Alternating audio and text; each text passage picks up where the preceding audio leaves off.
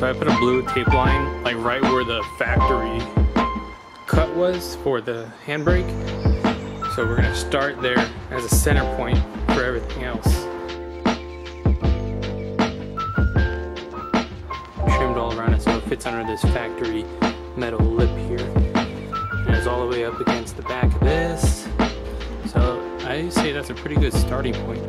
Now up here by the gear shift and around the HVAC unit and the gas pedal is going to be a little tricky. Careful trimming, careful cutting.